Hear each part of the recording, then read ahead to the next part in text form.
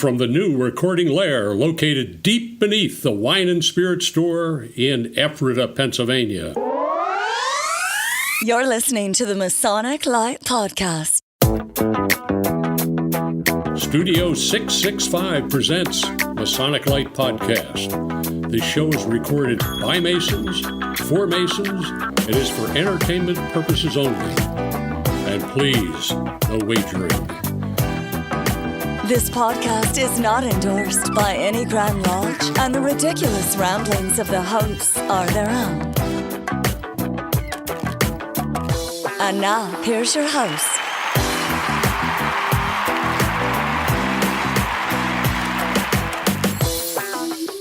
Hey, everybody, episode 59. 59. And you know it's going to start off well when the first run through on our starting the show, Larry spilled a beverage all over himself. And then we look over and Jason's digging food out with his hands. And Jack's trying to direct him to a fork. Fork. Jack brought poppers. They were good. They're finger food, man. Oh. Tell us about the exploding Sprite bottle, Pete. Yeah, but that was pre-show. And it's non-alcoholic, so it's... So is the drink Larry spilled. Any event, if you don't know who we are, this is Jason Lewis. Jack Harley. Pete Ruggieri. Larry Maris. And I hope that on my way home tonight, I do not get stopped by the police. Oh, God. They'll just think you were eating candy. Yeah, Larry had one sip of a beverage and the rest spilled all over him, so he stinks like a bar. Oh, hey, everybody. So, what a great, exciting week. We have a fun show coming up. Bam. So, yeah, Jack was lucky enough. I think Seth Anthony put the idea out there, hey, you guys should interview the guys from Lodge 49 television show. Of course, we all said, yeah, that's awesome. Yeah, that'd be a great idea. Yeah, and then we just moved on. But Jack actually gets stuff done. Jack emailed AMC, and lo and behold, I actually had the set people from Lodge 49 build a studio for us. So there you go. So, how did that work? We you know what? We should let the the suspense just gnaw at our listeners and talk about our week, and then we'll come back and talk about. Let's do that. Okay, but we're gonna have a special guest coming up. So anyway, Jason. Yes. What have you been up to since our last recording? Nothing. Yeah, it's been the summer, Nice. So you're off Masonically. I feel like I did something, and I can't for the life of me think of what I did. Yeah, you worked every day. Have we been on since you were in Lexington? Yeah, I'm back from Lexington. That was a great trip. We talked about that. Yeah. Personally, you sent your oldest daughter off to college? Yes. A block away? Change the locks? I'm on vacation. No, I didn't change the locks. So we now that we don't live together, we seem to be getting along swimmingly. So Isn't that fun? man, teenagers on And you will become much more intelligent over the next 4 years. I know. I'm excited. And she is going to a school here in Pennsylvania of a Franklin and Marshall, which is Both Masons. both Grand Masters, Dun-dun-dun. right? John Marshall, Ben Franklin, and there's one of the Goth, Wolfgang Goth. There's Gothian Hall. Goethe, Goth. Goethe, I think is pronounced. I'm not learned. I don't know. And With an umlaut. James Buchanan from Ask your daughter. She's learned. And James Buchanan was a trustee. So there has got to be a Masonic cornerstone on that campus somewhere. Probably most of the buildings. Well, I'll go look for it once my probation officer says I'm allowed back on campus. It's right next to the Pokemon, so when we go there. Jack, have you done anything Masonically? No, I've been working myself to death, and that's really it. I mean, just getting ready for cranking up. Yeah, so my only big thing was we had a Tall Cedars meeting last night, a barbecue with a heat index of 100. It's always good to have a barbecue outside. You can just leave the pig on the driveway and it cooks itself. With a elderly organization, and I'm not elderly, but I'm an at-risk person health-wise, so it's just great. A bunch of people that shouldn't be out in the heat. But no, it was fun. We sat around, we had pork, and we smoked cigars, and we drank some cedar sap. So it was a good time. It was a good time. And is that all you had, Larry? Yeah. No committees, no... Well, yeah, but, I don't count them for some reason or other. breakfast with Goose and Gridiron, which is always Thursday. I get tired of saying it. And the Tall Cedars thing. You were in Pittsburgh. Oh, yeah. I went to the I guess I was. I was at the Ohio Grotto Association. Ohio. And it was in Pittsburgh at the Masonic Center of Pittsburgh because you're not allowed in Ohio. Well, that's pretty much the reason. But the lodge or the grotto from Pittsburgh actually belongs to the Ohio Grotto Association. So beautiful facility. Got the tour out there. Grotto has their own building. There's a Scottish Rite. There was York, everything out there. It's and they have great food. But I'm glad to be back. I met the Grand Monarch was out there. The new Grand Monarch, Reverend Matt Wassell, and nice guy.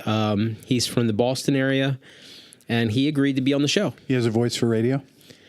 You know, I wasn't sure how I was going to go over. I made a comment that he looks just like John Candy from National Lampoon's Vacation when he says, "Park's closed. Moose outside should have told you." And you know, I have a history with like grand officers not liking me because I say dumb things. Oh my God! Yeah, no, I think he does like it, and he's going to be on the show. Cool. Neat. Alrighty, so I guess we'll take a break. Yeah. And we'll come back. We'll listen to something riveting. Right, and then we'll come back and we're going to hear our special interview with special people. Well, we're gonna stop with this. We're gonna come back with Peter Ocko and Jim Gavin, creators and showrunner of Lodge 49.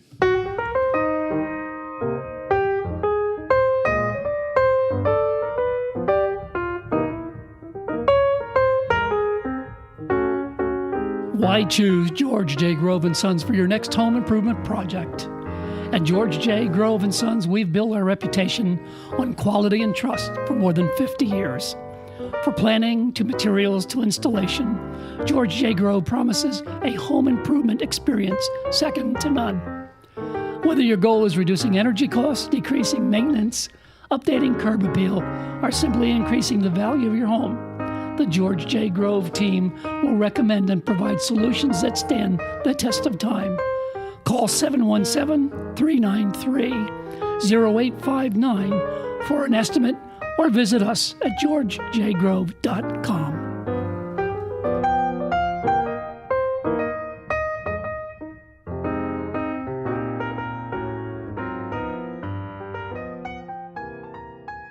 Hey, everybody. Welcome back to Masonic Lite Podcast. Tonight's episode is being brought to you by George J. Grove & Sons, D&S Cigar Lounge, and Smithton Weathered Vineyard.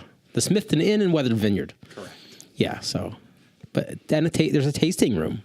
There's a tasting room. And in a cooperative effort, D&S Cigars actually has cigars at the tasting room that you can smoke at the Smithton Inn. Look at that. And George Grove did not build it. He would have, but he didn't. But it's older. The inn's older than George Grove. Older than George. But listen, when? If they ever have inefficient windows. And the tasting room gets a little chilly. George Grove. There you go. Sons. So Larry and I were lucky enough to have the opportunity to speak to Jim Gavin and Peter Ocko of Lodge 49. Jim Gavin is a writer, and this is his first time doing television. And Peter Ocko's got a huge resume of television, like going back to, Parker Lewis Can't Lose and some other stuff. And he's just been involved with tons of cool stuff. But they were very gracious and gave us an interview. And let's listen to it. Welcome to Ring Central Conferencing. Please enter your access code, followed by the pound. You've been connected to your conference. We are waiting for the moderator to arrive. Please stand by. Hello? Hi. Hey, gentlemen. My name's Pete Ruggieri, and with me is Larry Maris. He's we're the co-founders and co-hosts of a thing called the Masonic Lite Podcast. And, thank you guys so much for taking the time to speak with us. Yeah, well, thank you for speaking with us. Happy to. So, we got a couple little questions for you, and hopefully we did enough research and listened online to some other interviews so that we're not going to duplicate questions you've heard a million times. So, as Freemasons, we were very excited when we saw previews for this coming out because there was like the Honeymooners, the Simpsons, and the Flintstones. That's about the right. extent of lodge kind of shows. So what kind of reactions have you guys gotten from Elks and Masons and everybody? Generally, very positive. I think one thing we've heard is that some of the smaller details we've gotten right. Obviously, we've created our own. We have a fraternal order with its own history and mythology and ritual and all this. But it is a composite of these different traditions, a major one obviously being Freemasonry. And I think Peter and I both felt that often when Freemasonry or the has been portrayed, it's in a kind of hyperbolic, too often, it has a sinister feeling to it, where we're more concerned with the more human quality of these places. Our show does take some crazy turns and all that, but I think you can't really do that unless you have like a grounded a texture of reality that hopefully we've been able to capture. And generally, from what we were doing a good job on, something we're proud of. Yeah, I think our intent was never to parody, which I think a lot of times, that seems to be where these get portrayed, is some sort of parody of what the comic version is, and that just wasn't what we set out to do. I was just going to say, your Lynx Lodge members are painfully mundane and ordinary guys, just like Larry and I. Yes, right. At one time, Freemasonry attracted the pillars of society, world leaders, and intellectuals. Meanwhile, Larry and I are retired telephone salespeople. So, why did you feel? Well, you're talking to a. Go ahead. Oh, go ahead. No, why did you feel it was? I was just saying, you're talking. Oh, we're horrible at this, aren't we? Yeah. Sure. I'm going to ask Jim to speak, and then you guys. Here we go. Thank you, sir. No, please finish your question. No, just why did you feel it was so important to ground it like that and portray real people? Well, you're talking to a retired toilet salesman. It's the kind of worlds and people that I wrote about, and then Peter's interested in writing about, and then we've built the show with our writing staff. Is I think I'm more interested in finding kind of the extraordinary in the ordinary, and I would like to, in general, we like to shine the light on people who don't get a lot of due. In our mind, a guy like Ernie in the show, who is a plumbing salesman by day, we want to instill his life with all the meaning and grandeur of, the great men of history, or whatever it is. I think that's one of the great virtues of these places, is that you can go to this place and just have a different view on the world and your life. And I think it's, a place to find meaning. And in the end, it doesn't matter what you're doing for a living. It's who you are as a person. And I think the Lodge is a place for different types of people to come together. Yeah, and there's enough shows about perfect-looking rich people. So we were trying to fill a different niche. Yeah, in the Masonic world, the term "on the level," that's a very Masonic term. And, our goal is that all men are equal when we're together. So, yeah, the toilet salesman and the mayor can have an equal conversation and an equal say. Absolutely. Yeah, no, we love that. We met on the level and partied on the square. Is that the? Yeah, you got it. Yeah. One of the things we really appreciate the show, nothing is like really overt and obvious, which is different in a lot of TV shows just hit you over the head with things. So there's a lot of things that you see and you hear and you pass over, you don't think mean anything, but then later, like, oh my goodness, like I got that now. So how much of that is on purpose? We put a lot of work into that, and I think one of the things, one of the joys of, researching so much of this stuff and in the imagery of Freemasonry and Rosicrucianism and, all the stuff we have kind of invented, or all these different crazy writers and thinkers, there is this kind of attention to detail and this idea that if you study these images, that you'll be able to kind of see things in a new way. And we try and create that experience for the viewer as well, that you can have a perfectly fun experience, hopefully, just watching the show straight through. But there'll be those things in the background, those offhand bits of dialogue that are meaningful and are on purpose. And we're hoping that makes the viewer lean in. Yeah, I think we set out to try and make a show that engages the audience rather than kind of just purely entertains them. And we just tried to do that wherever we could, infuse it with moments that make you lean in and see for yourself rather than just sort of feeding you plot. Yeah. I think Jim and I both were kind of exhausted by that kind of genre. And, honestly, we wanted to make something we wanted to watch. Yeah. And our kind of mantra, one of them is to trust the viewer. Give the viewer. We don't need to hold anybody's hand. That there's different ways to experience the show, but there will be, I think, the third type of viewer is just going to be excited by, like you're saying, those small little details that actually prove to be meaningful. This is Larry here. One of the things I noticed, and it goes along with what you have been saying and what Pete's been talking about as well, and I'll say that when I watched the first episode, I said, this is going to be interesting, but I felt it was a little slow. But I watched the second episode, and I felt, well, it's not as slow, and it's really getting good. And then I watched the third episode.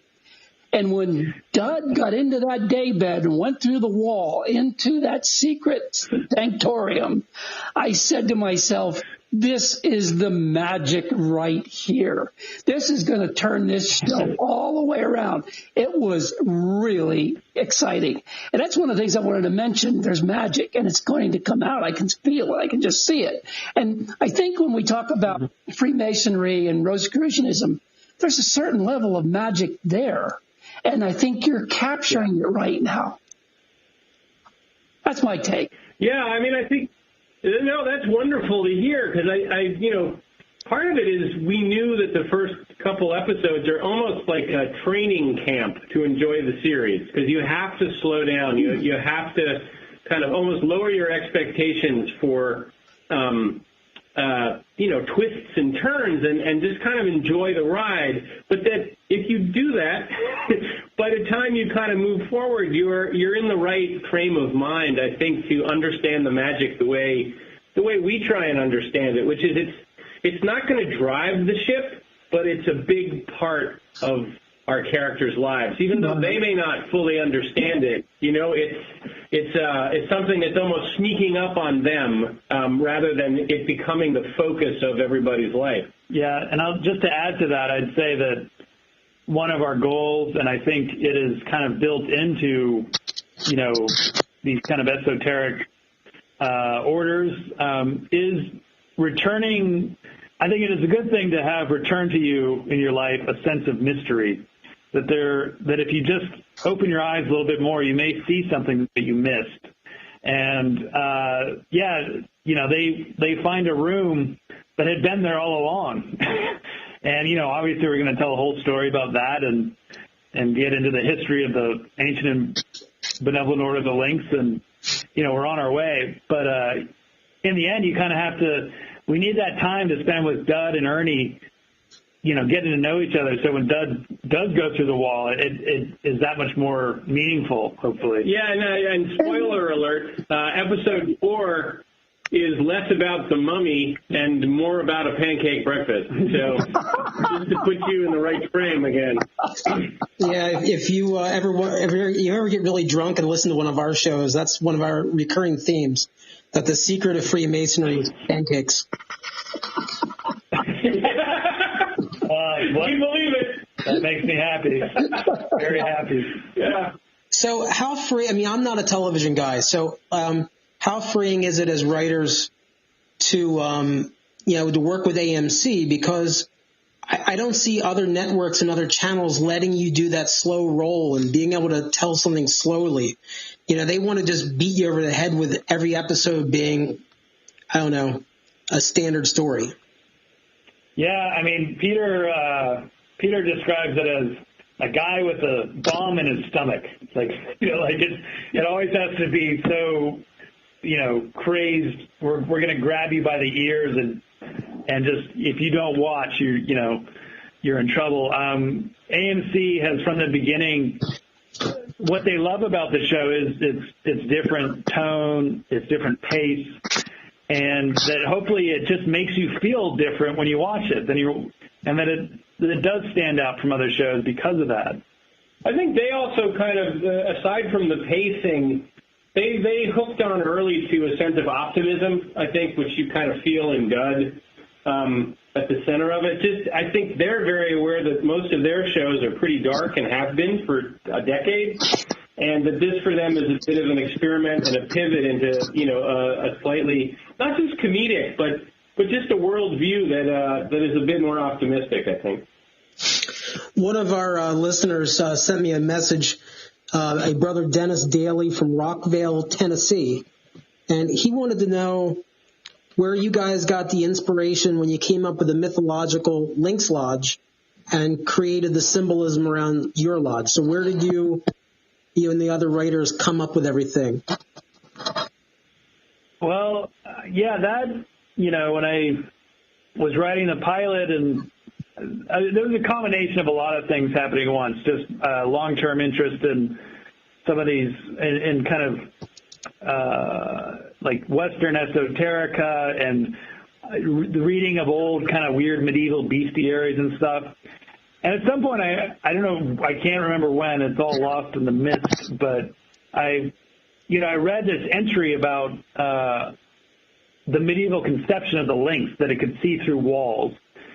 And it's just such I don't know if you have the lynx is such a beautiful, mysterious creature. And there's something about that just seemed to serve as this larger metaphor. And I connected it to alchemy. And, then we kind of went from there. And, I think it connects to a lot of different strains of thought and philosophy. But yeah, the lynx as a central metaphor has kind of been there from the beginning. So you guys have probably done as my other co-host Jack told me, he said a Brazilian interviews. But what is one question that you thought you were going to receive, but you haven't received yet? Are there any things that we're missing that we shouldn't be missing? Well, that's a good question. Wow. Like when what, I got to say that the questions we're getting are all super smart and engaged. So I don't, actually, the one you just asked from your listener is a kind of new one. So that's kind of cool. Like, I think we're trying to build a whole world, a whole mythology, and it is thought out. It's not, we've had it in place, and, that there's a great joy in doing it. I don't know. Is there anything else? No, I don't know. I think the more questions we get where people realize that, it wasn't just thrown at a wall, that our secret hope is to start a secret society with the television show. So if we're on track to do that, then we've done our job. The key is micro payments and recurring monthly charges.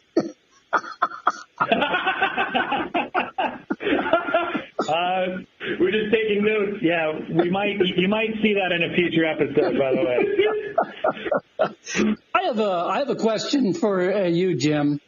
One of the things that I read, and I was trying to find out, and I Googled where you guys got a lot of your inspiration from. And one of the things I found out was that one of your inspirations came from a Thomas Pynchon book, The Crying of Lot 49. Well, I read about this, and actually I just ordered it in Amazon 5 minutes ago. I'm thinking, when I read about it, I said, this is amazing about the secret post office that is not part of the USPS, but secretly underground. And I thought, this is a conspiracy. This is a fraternity. This is amazing. So is that where you got some of your inspiration from?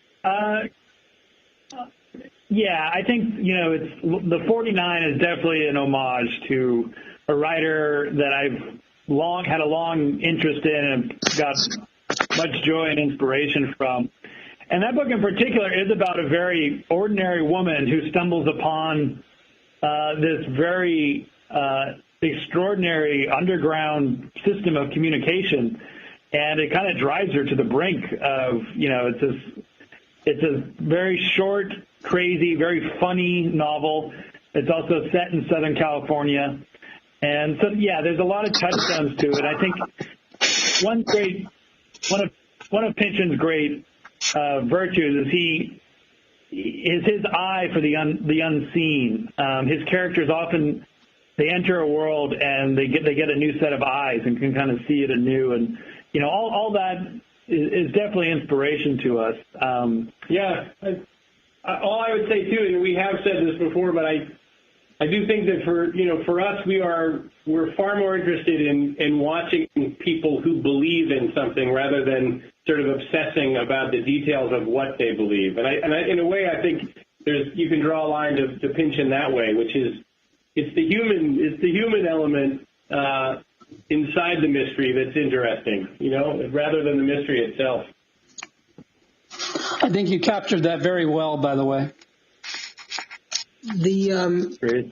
So I'm kind of an AMC television junkie. So one of the things I really enjoyed about Breaking Bad was that, they really had a plan for the end of the show. And they had a plan, like a 3 or 5 year plan. So if your show gets renewed, do you have like a kind of a set ending that you're working towards? We never know whether or not to admit this, because in television, of course, you feel a responsibility to say, no, of course not. This show will go on forever. But I think, we definitely have our destinations, and getting there will be a zigzag, a crooked path, as the knight must walk. But no, our destinations are definitely in our heads. So this is another non-Masonic question, but, I guess kind of, since the Masons are a bunch of dudes, obviously we've all fallen in love with the character of Liz, played by Sonia Cassidy. So when I start digging and Googling, I'm like, wow, she's British.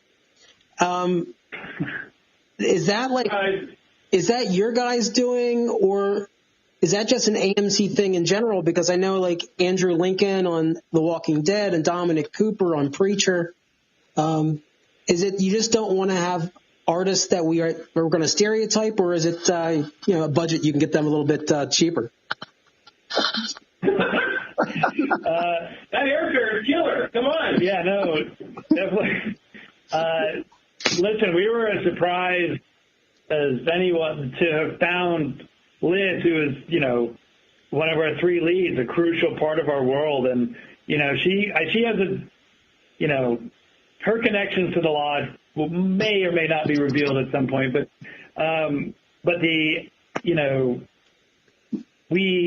finding Sonia in London was just a great bit of luck, really. Well, we just looked at an audition tape where someone we knew who was British was basically swaggering like a Long Beach broad in a way that felt so Liz-like that we were just as stunned as anyone that she happened to be, living in London.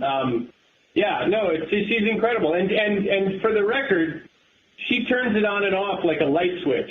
She is not someone who has to remain in like American mode. She they call cut, and she's talking about chalk and cheese and It's absurd. It's absurd that it happens at all. But she is Liz. When she is Liz, she becomes the character. So yeah, they're pretty good over there. They're pretty good. Yeah.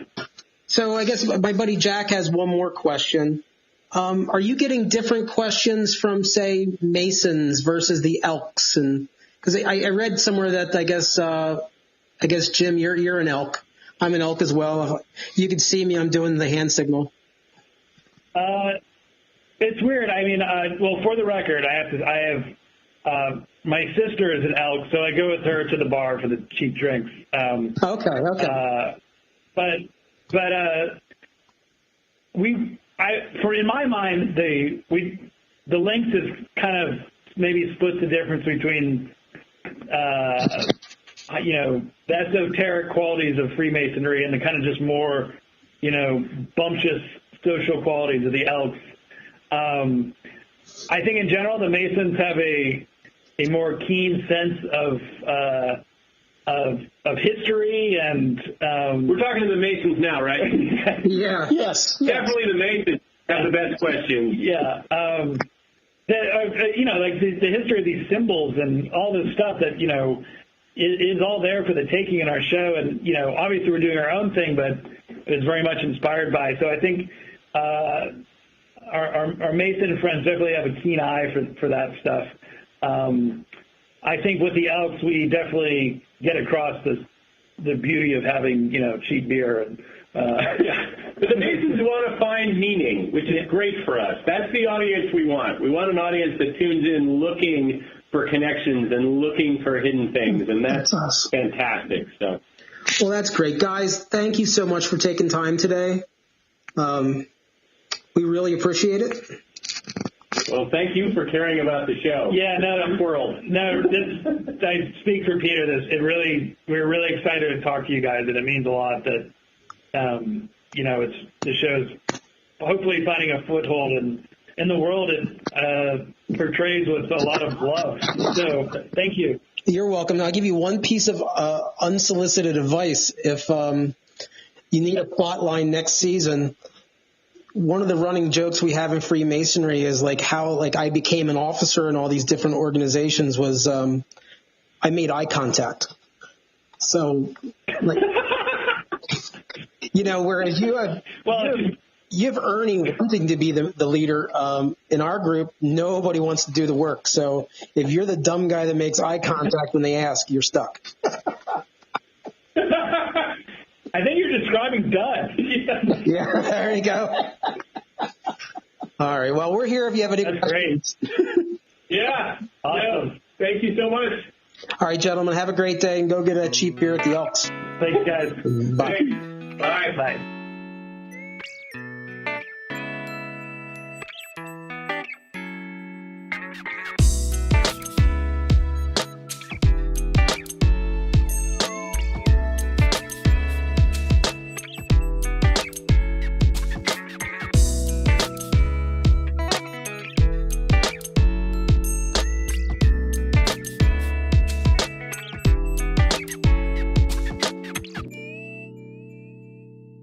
So that's a couple of words from the creators and writers at Lodge 49. Guys, you did a great job. What was your sense in talking to them about how they feel about fraternities and that kind of thing? I really felt like for two guys that are not in a fraternity, that they got it. They nailed it. The fact that we are just regular guys and we're regular guys with regular jobs and we mean well. And, somehow I think they nailed it. That's all. So the question, I don't know, you guys are looking at me like I'm supposed to run this interview. Larry, you look like you're going to talk. Oh, no, it's just gas. Yeah, the sense that I got, and I don't know that we didn't have the courage to ask them if they belonged to any fraternity. We could have said, "Are you a Freemason?" but we didn't do that. I read enough from their other interviews, Larry, that if you would have listened to that research, you would know that they're not, and that I believe one of the sisters is an elk. Jim's sister is an elk. And he did mention that in the interview. Yeah, that he did mention But there are that. other people. There are other people affiliated with the show that most certainly are members of our fraternity, at least the Masonic fraternity. You know, a lot of the buzz on the internet is, oh, keep in mind, this isn't Freemasonry and no dress code in the lodge. But I got to give a shout out to the show of the little nuances that if you're in a fraternity, ring loud and clear, not necessarily the esoteric shout outs, but, the officers on the wall with the missing picture and the crooked picture frames. And, I mean, it just, Scout's breakfast and, Where's the pancake mix? There's no pancake mix. Yeah, if you were to go into the Masonic Center of Lancaster County and look in the back room, there's a wall full of Walmart level pancake mix that's instant. That's probably been there since the Eisenhower administration. In case of nuclear holocaust. Yeah. So while the links may be closer to other fraternal organizations, like I think the Elks, I really think the Oddfellows, because they're some of the ornate. Because they do have some esoteric elements. They have some esoteric, and like their old costumes, and not to give any episodes away, but episode 4 is out there. But what the past sovereign protector is dressed in, really kind of has a shout out to Oddfellows. I think, but those little nuances, man, I mean, it makes you feel right at home. It really does. And I'll tell you what, for those of you that aren't in Pennsylvania, we don't have alcohol in our lodge buildings as a rule. And this program, it's sort of orbits around the bar at the lodge. It's basically esoterics and cheap beer, and it makes me glad that we don't have a bar in our lodges in Pennsylvania, because it's not about that. Well, yeah, and I am an elk, and the Elks Lodge is mainly about the bar. Right. While there are definitely some people that take the path that become officers and they do the running of the lodge, really the social hall is the main thing with the Elks. Mm-hmm. There's a Mason. They would argue that it's service to the veterans, but that happens with the money they get from they make bar. At the bar. Yeah. There's a Mason in the area that is the most recent past whatever the presiding officer is in Elks. What was it called? I don't know what it is. Exalted ruler. Yeah, and he said that it was fun. However, he wasn't anticipating like being the general manager of a bar, which is pretty much a major role. But anyway, we're getting off topic. Lodge 49. But I love the fact in the interview that you asked him my question actually about when you're getting questions. What are the differences between the questions that you get from the Moose and the Elks versus the Masons? I love the answer to that question. My favorite answer that he had in there was when he pointed out that he is a retired toilet salesman. Right. And that even comes through in Ernie's character, who sells plumbing supplies. Right. So it's, the only thing that's kind of foreign to me being an East Coaster is the whole like lazy kind of California surf vibe. Right. But like, it's where I want to be. I'm like... going back to watching the Monkees when I was a kid and things like that, Well, I'm not getting the vibe that the show is about the fraternal stuff, right? Like that is certainly the backdrop, but it feels like a character development story for Dud and Ernie, and they even said on the interview that insert whatever. I mean, it's about the characters. What was the statement he made? I'd rather talk to somebody who believes in something. I can't remember the exact phrasing, but it was spot on. Yeah, I believe in something. Yeah, and that makes you more interesting than. But that's my point. I think that it would be an interesting show if the backdrop was not fraternal, but for us, it certainly. But where I see the connections too is, I've been a Mason for going on 22 years now. And every year, my view of the fraternity is different, and I'm not saying in a bad way, in a good way. I see different things now that I didn't see before, and in only 4 episodes, they're hitting on that where they've been going in this lodge every day after work for years and having beers, and now they're just starting to notice things that have always been there, and whether like when I joined the York Rite. I'm like, oh, I never saw that on the ceiling. I mean, there was, not hidden, You know, I never saw that little room over there. But a lot of it's fleshing out around the character of Dud, who is a young guy who is looking for something to help straighten out his life. He's willing to do it. He's just looking for something to guide him, and he's finding a framework of it in the fraternity. And I think that's really cool. And that's why it's, to me, that's why it's compelling to be in a lodge and instead of at a small airport in the suburbs or, you know, someplace else. Well, he's also the optimist of the group. The rest of the group are kind of like us grumpy past masters. Oh, it's not, it's not, no, you can't do that. It's not about that. Whereas he doesn't know better yet. So he's just, no, let's do this. This is what it's about. Oh, you certainly have every character in the lodge, in Lodge 49. I mean, you've got, the police officer who's Mr. Conservative Police Officer. Harbor Police. Yeah, right. Jeff Fulton. Yeah. And so, and you've got Ernie. Love you, Jeff. Ernie, who's kind of a grumpy past sovereign protector. But he hasn't served yet. No, he wants to be. Right, but he certainly plays the part of grumpy. And Dud, as you mentioned, do you think that Dudley has anything to do with shout out to Dudley Watches, or just a total coincidence? That's a coincidence. But there's a lot of other plants. That's a Pennsylvania thing. I never gave it any thought. Could be. I mean, he's just a dud. I don't know. But there's there's so many other. I think it's more of a shout out to the dude from Big Lebowski. There is a very strong dude vibe. Yeah. Yeah, Dud dude, just missing an E. Yeah. Or just dude. Aren't we all? Let's go surf. Dude abides. But then you got the esoteric guy Blaze, right? Like it's pretty funny. And I just think that name is hilarious, considering he's.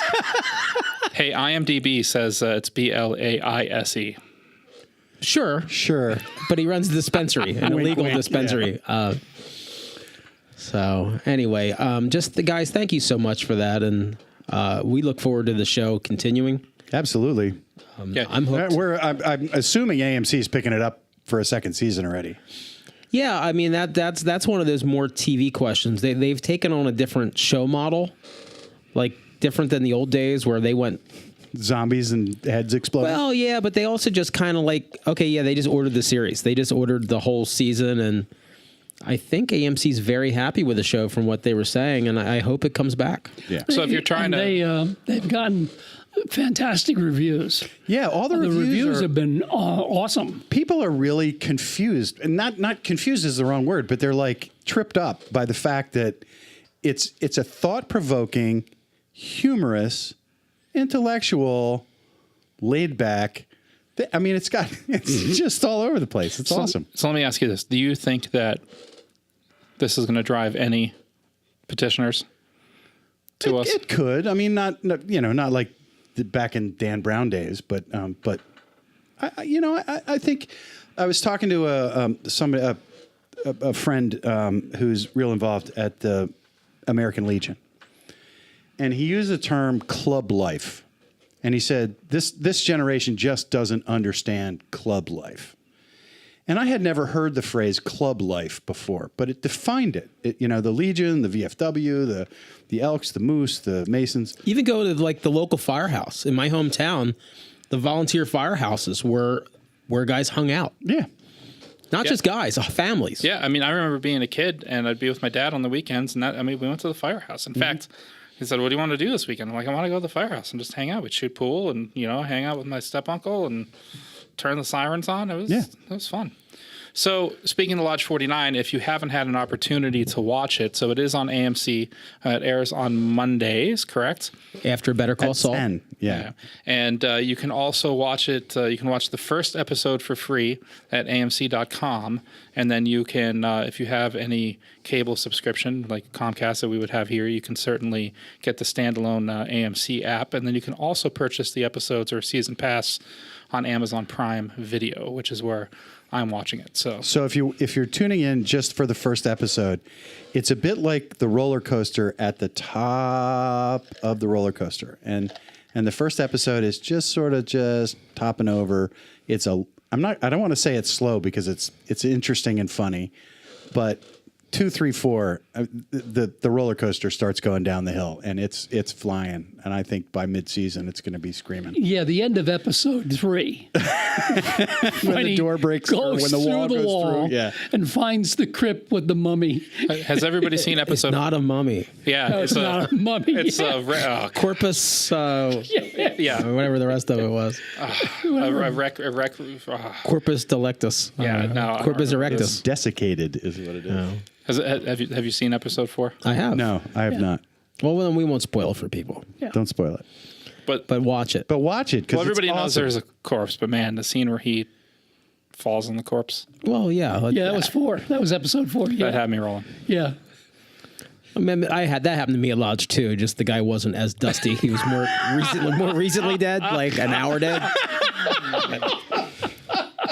That's why we don't have defibrillators in Lodge. Well, that's why we got defibrillators. So let's circle back and talk about some episodes. As they unveil on our shows. Let's keep up with it a little bit. Yeah, we'll start doing our little reviews, our recaps. Oh gosh, okay. We'll go full nerd. Oh man. All right, We're such suck-ups. So go ahead, Jason. You guys did a great job. Thank you for. Once I learned how to not talk over them, it was really difficult having the conversation. God, that was hysterical. I'm so used to doing it on Skype, where I can see when somebody's getting excited and getting ready to say something. And finally, I just had to shut up. And they're professionals, so they got it. They led the interview the rest of the way. So thank you guys. Yeah. So this is a loaded episode. We have 2 things happening. Lodge 49 certainly is a great highlight. But let's take a quick break and we'll listen to something fun, and we'll move on to our next adventure. At the historic Smithton Inn of Ephrata, Pennsylvania, we're pleased to serve the latest creations from Weathered Vineyard Winery, along with spirits from Thistlefinch Distillery in Lancaster. All to be experienced in the tasting room of a beautifully restored 18th century bed and breakfast. Cigars by D&S Cigar are available for your enjoyment in the courtyard. The historic Smithton Inn is convenient to Lancaster County's most interesting attractions. Just minutes from the Ephrata Cloister and the Green Dragon Farmers Market. And a short drive can get you to charming Lidditz, thriving downtown Lancaster, as well as Hershey, Bird in Hand, and Intercourse. Or Valley Forge in Gettysburg. Whether you're looking for a romantic getaway or an active vacation full of sightseeing and attractions, the historic Smithton Inn will be a welcoming oasis from everyday life, one that you'll want to visit again and again. Stop in and visit at 900 West Main Street in Ephrata, Pennsylvania, or check out our website at historicsmithtoninn.com, or simply call us at 717-733-6094. Just ask for Pastmaster Dave. Good news, everyone!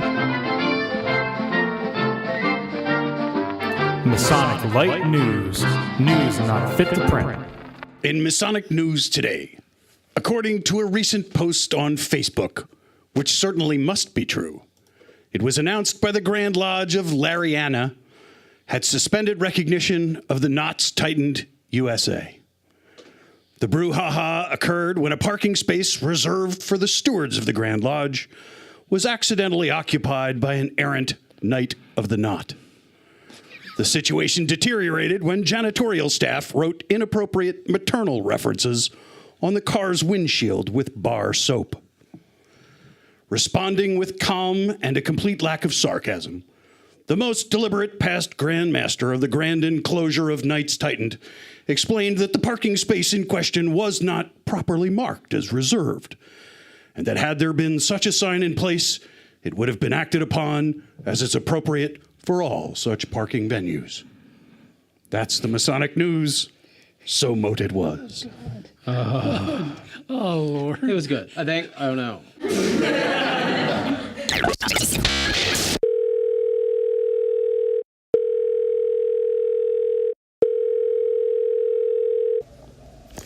Masonic Lite Podcast. This is Moyer again. I just finished listening to episode 58. Another great episode. I'm going to start off with a couple observations with Worshipful Brother Nicholas Laine. I had to traveling around the state of Pennsylvania for 10 years as a regional instructor. I always enjoyed listening to the different dialects out there. So, Worshipful Brother Laine, out. You say out, oot, and that's fine. You know, I've heard that before, but the one that really perplexes me is the word about. You say a boot. A boot's what I wear when I'm out hunting. So you ought to be able to put that out in about and come up with a boot, but not a boot. Anyway, I enjoyed meeting you at Goose and Gridiron Breakfast, and glad you had a chance to stop by and meet the Masonic Lite podcast crew. Jack, I really enjoyed your news on the Badgers versus the Hedgehogs. That was a pretty interesting analogy because we all know what that's about. And Jason and Pete, another great episode. Larry, I'm really getting concerned about you. You keep mentioning you're 74 years old. I noticed when you did the George Grove and Sons advertisement, your voice is very raspy and somewhat gravelly. So here's my suggestion. I know episode 59 has already been recorded, but maybe you ought to get to about a half dozen balloons and fill them up with helium and suck on them before you speak on episode 60. It'd be great to see how that works out. Talk to you guys soon. Bye.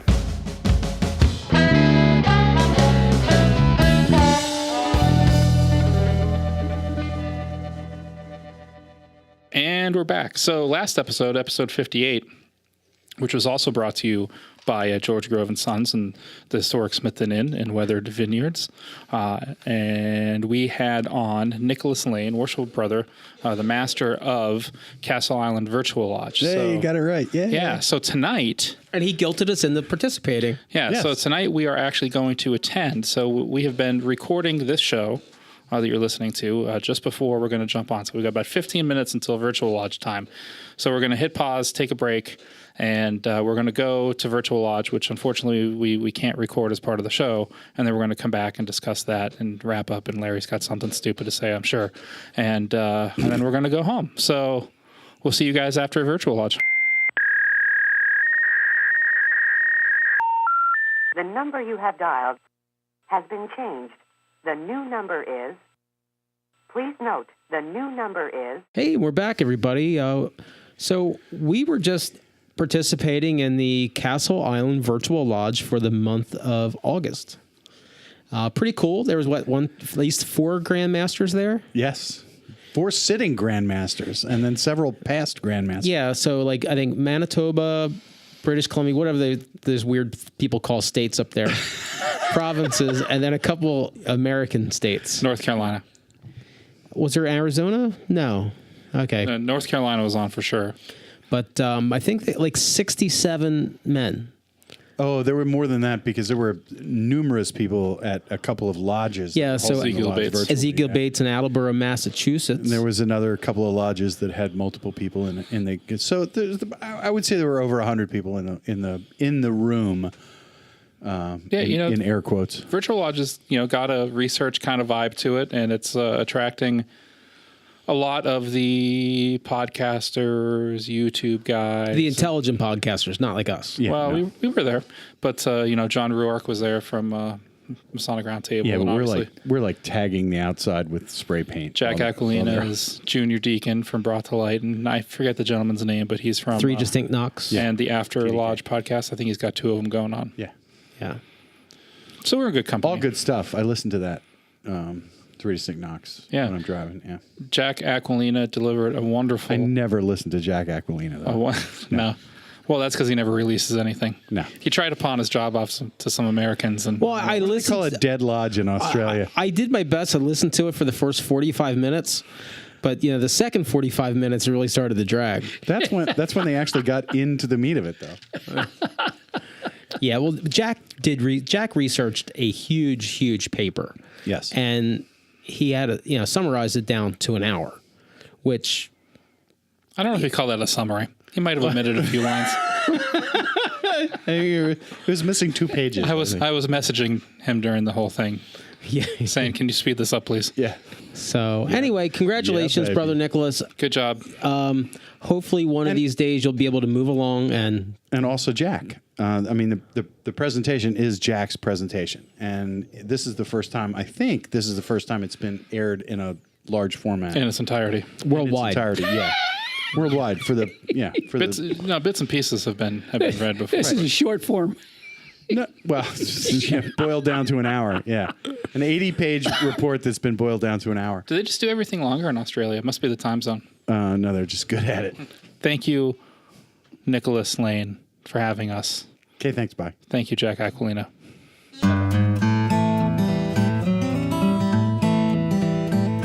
Hey, Masonic Lite listeners. If you happen to be in the central Pennsylvania area anytime soon, check out these upcoming Masonic events. Saturday, September 15th, we have the Ephrata Lodge number 665's Cave Degree. Saturday, September 22nd, we have Autumn Day at Masonic Villages. On Tuesday, October 16th, we have the Valley of Lancaster Scottish Rite Reunion. If you're looking to join the Scottish Rite, you can find links on our Facebook page. Saturday, October 20th, the Cornerstone Group of Pennsylvania is hosting an axe throwing and mead tasting event at Medusaled Meadery in Lancaster, which is owned and operated by a brother in Manheim, Pennsylvania. Saturday, October 27th is the Academy of Masonic Knowledge in Masonic Village in Elizabethtown. Check our Facebook page for more info.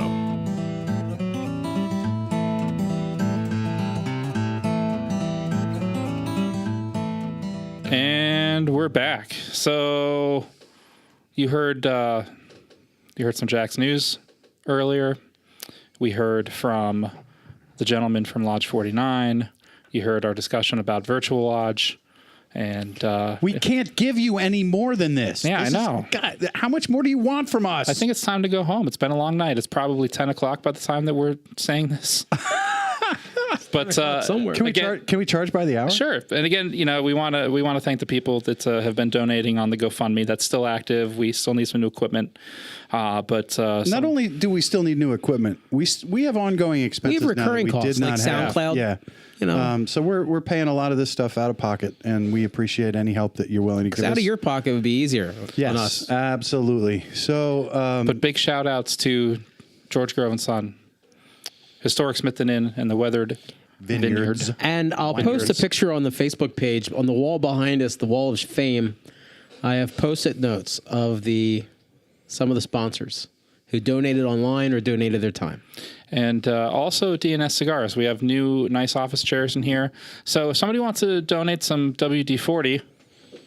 Oh, now it doesn't... I know, it doesn't make any noise!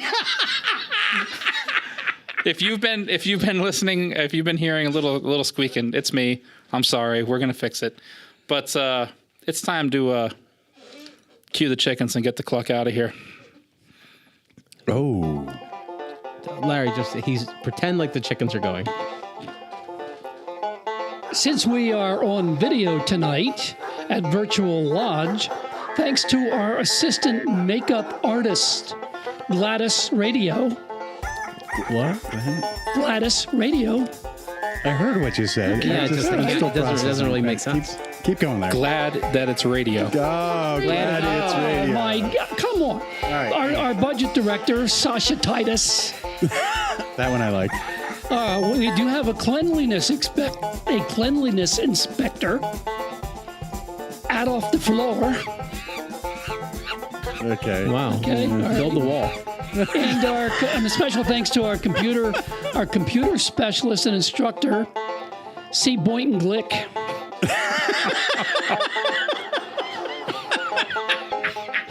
And I'm going to close the show. Is this tonight. better, Larry? Because you were complaining we didn't give you any feedback last night. You don't give me any feedback. Exactly. And I'm going to close the show tonight without mentioning the law firm. I think I got some grief on that one last week. Good. A friend is a friend. Definition of a friend. A friend is someone who will bail you out of jail. A best friend is the one sitting next to you saying, "Boy, that was fun." Thanks for listening. This is Larry Maris, Jason Lewis, Jack Harley, and Pete Ruggieri. Good night.